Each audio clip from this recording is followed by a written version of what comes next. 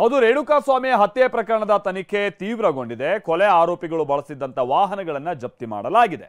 ಇದೀಗ ವಾಹನಗಳ ಮಾಲೀಕರಿಗೆ ನೋಟಿಸ್ ನೀಡೋದಕ್ಕೆ ಖಾಕಿ ಸಿದ್ಧತೆಯನ್ನ ಮಾಡ್ಕೊಳ್ತಾ ಇದೆ.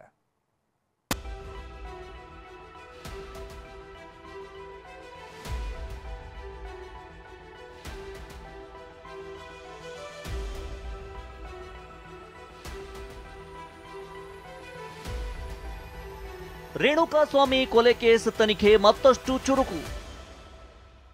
ಮರ್ಡರ್ ವೇಳೆ ಬಳಕೆಯಾದ ದರ್ಶನ್ ಅಂಡ್ ಗ್ಯಾಂಗ್ನ ವಾಹನಗಳು ಸೀಜ್. ಕೊಲೆಗೂ ಮುನ್ನ ಕಿಡ್ನಾಪ್ ಮಾಡಿದ್ರು. ಕೊಲೆ ನಂತರವೂ ಹಲವು ಬೈಕ್ಗಳಲ್ಲಿ ಓಡಾಡಿದ್ರು. ಚಿತ್ರದುರ್ಗದಿಂದ ಬೆಂಗಳೂರಿಗೆ, ಪಟ್ಟಣಗೆರೆ ಶೆಡ್ನಿಂದ ರಾಜರಾಜೇಶ್ವರಿ ನಗರಕ್ಕೆ ಹಲವು ವಾಹನಗಳನ್ನ ಬಳಸಿ ಸುತ್ತಾಡಿದ್ರು. ರೇಣುಕಾಸ್ವಾಮಿ ಹತ್ಯೆ ನಂತರ ಕಾರ್ನಲ್ಲಿ ಶವ ಹೊತ್ತೊಯ್ದು ಬೀಸಾಡಿದ್ರು.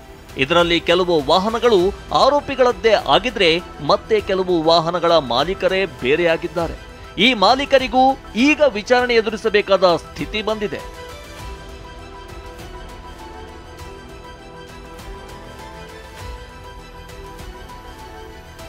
ಆರೋಪಿಗಳು ಬಳಸಿದ್ದ 9 ವಾಹನಗಳನ್ನ ಸೀಸ್ ಮಾಡಿರುವ ಪೊಲೀಸರು ಜಪ್ತಿಯಾದ ವಾಹನಗಳ ಮಾಹಿತಿ ಕೇಳಿ ಆರ್ಟಿಒಗೆ ಪತ್ರ ಬರೆದಿದ್ದಾರೆ.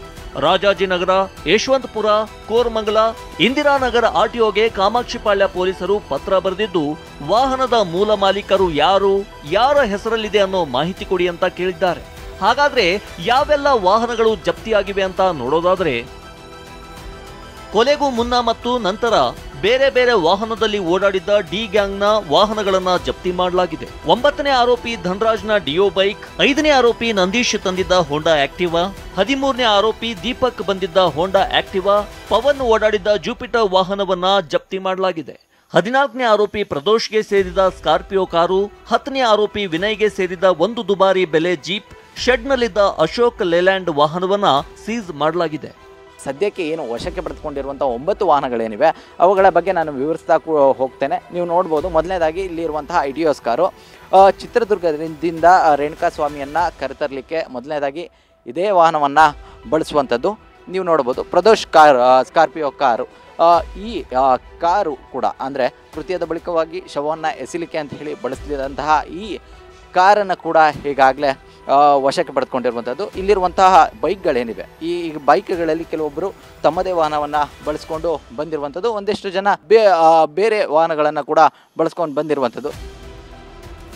ಈ ವಾಹನಗಳ ಪೈಕಿ ಧನರಾಜ್ ಮತ್ತು ನಂದೀಶ್ ಸ್ವಂತ ಬೈಕ್ ಬಳಕೆ ಮಾಡಿದ್ದಾರೆ. ಉಳಿದ ಆರೋಪಿಗಳು ಇತರೆ ಮಾಲೀಕರ ಬೈಕ್ ಬಳಸಿರುವುದರಿಂದ ಅಸಲಿ ಮಾಲೀಕರಿಗೆ ನೋಟಿಸ್ ನೀಡಲು ಸಿದ್ಧತೆ ಮಾಡಿಕೊಳ್ಳಲಾಗ್ತಿದೆ. ಬೈಕ್ ಕೊಡಲು ಕಾರಣವೇನು, ಆರೋಪಿಗಳಿಗೂ ನಿಮಗೂ ಏನ್ ಸಂಬಂಧ, ಯಾವಾಗ, ಯಾವ ಕಾರಣಕ್ಕೆ ಬೈಕ್ ಕೊಟ್ಟಿದ್ರಿ ಅಂತ ಪೊಲೀಸರು ನೋಟಿಸ್ನಲ್ಲಿ ಪ್ರಶ್ನೆ ಕೇಳಲಿದ್ದಾರೆ. ಇನ್ನೂ ನಿಂತಿಲ್ಲ ದರ್ಶನ್ ಅಭಿಮಾನಿಗಳ ಹುಚ್ಚಾಟ.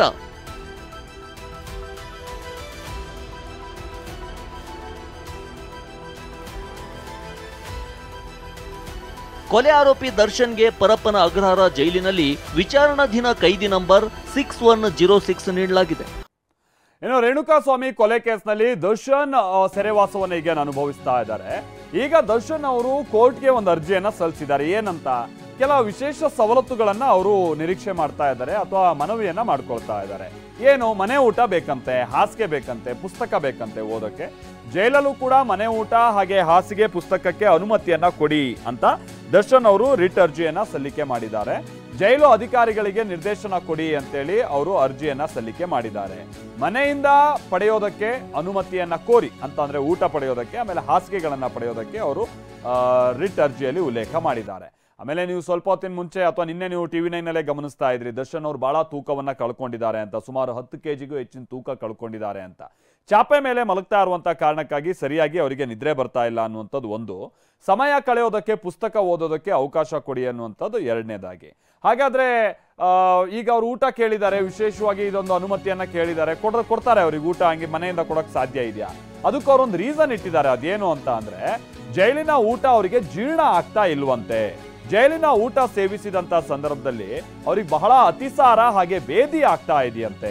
ಸೊ ಜೈಲಿನ ಆಹಾರ ಅವರಿಗೆ ಒಗ್ಗುತ್ತಾ ಇಲ್ಲ, ಹೀಗಾಗಿ ಫುಡ್ ಪಾಯ್ಸನಿಂಗ್ ಆಗ್ತಾ ಇದೆ. ಹೀಗಂತ ಜೈಲಿನ ವೈದ್ಯರು ಕೂಡ ಮಾಹಿತಿಯನ್ನ ಕೊಟ್ಟಿದ್ದಾರಂತೆ. ಸೊ ಹೈಕೋರ್ಟ್ಗೆ ಸಲ್ಲಿಸಿದಂತ ರಿಟ್ ಅರ್ಜಿಯಲ್ಲಿ ಈ ವಿಚಾರವನ್ನ ಕೂಡ ಉಲ್ಲೇಖ ಮಾಡಿದ್ದಾರೆ. ದರ್ಶನ್ ಪರ ವಕೀಲರಿಂದ ರಿಟ್ ಅರ್ಜಿಯಲ್ಲಿ ಈ ವಿಚಾರವೂ ಕೂಡ ಉಲ್ಲೇಖ ಆಗಿದೆ. ದರ್ಶನ್ ಅವರಿಗೆ ಊಟ ಸರಿಯಾಗದೆ ಇರುವಂತಹ ಕಾರಣಕ್ಕಾಗಿ ಅತಿಸಾರ, ಆಮೇಲೆ ಬೇದಿ, ಈ ಥರದ್ದೆಲ್ಲ ಸಮಸ್ಯೆ ಆಗ್ತಾ ಇದೆ. ಜೀರ್ಣಕ್ರಿಯೆ ಸರಿಯಾಗಿ ಆಗ್ತಾ ಇಲ್ಲ, ಫುಡ್ ಪಾಯ್ಸನಿಂಗ್ ಆಗ್ತಾ ಇದೆ. ಈ ಕಾರಣಕ್ಕಾಗಿ ಅವರ ಆರೋಗ್ಯದ ದೃಷ್ಟಿಯಿಂದನೂ ಕೂಡ ಬಹುಶಃ ಈ ತರಣ ಅಂತದೊಂದು ಅರ್ಜಿಯಲ್ಲಿ ಅವರು ಉಲ್ಲೇಖ ಮಾಡಿದ್ದಾರೆ. ಅದನ್ನ ಕೋರ್ಟ್ ಮಾನ್ಯ ಮಾಡುತ್ತಾ ನೋಡ್ಬೇಕಿದೆ.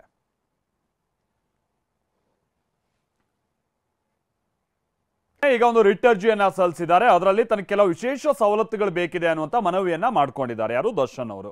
ಸಾಧ್ಯನಾ ಅದು? ಕೋರ್ಟ್ ಅದನ್ನ ಹೇಗೆ ಪರಿಗಣಿಸಬಹುದು? ನಾವು ಪ್ರತಿನಿಧಿ ರಮೇಶ್ ಇದಕ್ಕೆ ಸಂಬಂಧಪಟ್ಟಾಗೆ ಮಾಹಿತಿಯನ್ನ ಕೊಡುವಂತ ನಿಟ್ಟಿನಲ್ಲಿ ನಮ್ಮ ಜೊತೆಗೆ ನೇರ ಸಂಪರ್ಕದಲ್ಲಿ ಜಾಯಿನ್ ಆಗ್ತಾ ಇದ್ದಾರೆ.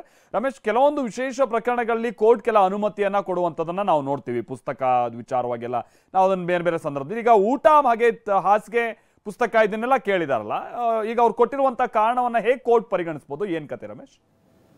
ಮಾಲ್ತೇಶ್, ಇವತ್ತು ಈ ರಿಟ್ ಅರ್ಜಿಯನ್ನು ದರ್ಶನ್ ಸಲ್ಲಿಸಿದ್ದಾರೆ. ಇದಕ್ಕೆ ಅವ್ರು ಕೊಡ್ತಾ ಇರುವಂಥ ಕಾರಣ ಏನಂತಂದರೆ, ಇವರಿಗೆ ಆಹಾರ ಅಂದರೆ ಜೈಲಿನಲ್ಲಿ ಕೊಡುವಂಥ ಆಹಾರದಿಂದ ಅಜೀರ್ಣ ಆಗ್ತಾ ಇದೆ, ಅದು ಕೊಟ್ಟಂಥ ಆಹಾರ ಜೀರ್ಣ ಆಗ್ತಾ ಇಲ್ಲ, ಇದರಿಂದ ಅತಿಸಾರ ಆಗ್ತಾ ಇದೆ ಮತ್ತು ಬೇದಿ ಆಗ್ತಾ ಇದೆ.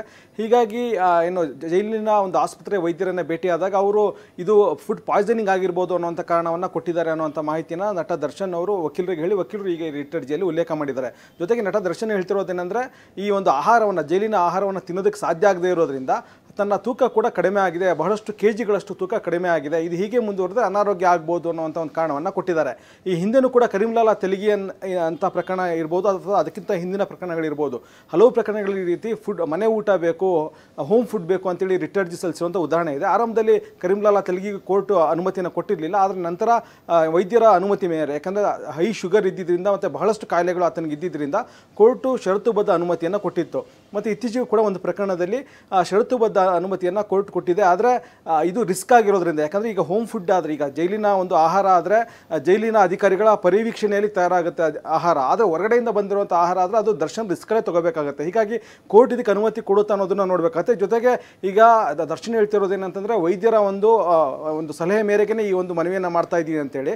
ಹೀಗಾಗಿ ಕೋರ್ಟು ಈಗ ಜೈಲಿನ ಅಧಿಕಾರಿಗಳು ಅಥವಾ ಜೈಲಿನ ವೈದ್ಯರ ಒಂದು ಅಭಿಪ್ರಾಯವನ್ನು ತಗೊಳ್ಳುವಂಥ ಸಾಧ್ಯತೆ ಇರುತ್ತೆ. ಹೀಗಾಗಿ ಈಗ ಏನು ಇವರು ಕೇಳ್ತಾ ಇದ್ದಾರೆ, ಆಹಾರ ಕೇಳ್ತಾ ಇದ್ದಾರೆ, ಮತ್ತು ಮನೆಯಿಂದ ತಗೊಳ್ಳುವಂಥ ಬಟ್ಟೆ ಕೇಳ್ತಾ ಇದ್ದಾರೆ, ಅದೇ ರೀತಿ ಕಟ್ಲೆರಿ ಐಟಮ್ಸ್ ಅಂದರೆ ಚಮಚ ಇತ್ಯಾದಿ ಊಟ ಸೇವನೆಗೆ ಬಳಸುವಂಥ ಪದಾರ್ಥಗಳನ್ನು ಕೂಡ ಮನೆಯಿಂದ ಕೊಡಬೇಕು ಅಂತೇಳಿ ಕೇಳ್ತಾ ಇದ್ದಾರೆ. ಜೊತೆಗೆ ಇದೆಲ್ಲ ಕೊಡೋದ್ರಿಂದ ಸರ್ಕಾರದ ಬೊಕ್ಕಸಕ್ಕೆ ನಷ್ಟ ಕಡಿಮೆ ಆಗುತ್ತೆ, ನಾನೇ ಅದನ್ನು ಭರಿಸ್ತೀನಿ ಅಂತ ಕೂಡ ದರ್ಶನ್ ಈ ಒಂದು ರಿಟ್ ಅರ್ಜಿಯಲ್ಲಿ ಹೇಳ್ತಾ ಇದ್ದಾರೆ. ಆದರೆ ಕೋರ್ಟ್ ಇದನ್ನು ಅಲೋ ಮಾಡೋದಕ್ಕೆ ಮುಂಚೆ ಸಾಕಷ್ಟು ಅಂಶಗಳನ್ನು ಪರಿಗಣಿಸುತ್ತೆ ಮತ್ತು ಬೇರೆ ಬೇರೆ ಸಂದರ್ಭದಲ್ಲಿ ಏನೇನು ತೀರ್ಪನ್ನು ಕೊಟ್ಟಿದ್ದೆ ಅದನ್ನು ಉಲ್ಲೇಖ ಮಾಡಿ ಕೋರ್ಟ್ ಈ ಬಗ್ಗೆ ಕೊಡಬೇಕಾ ಬೇಡ ಅನ್ನೋದ್ರ ಬಗ್ಗೆ ತೀರ್ಮಾನ ಮಾಡುವಂಥ ಸಾಧ್ಯತೆ ಇದೆ. Maltesh, thank you Ramesh.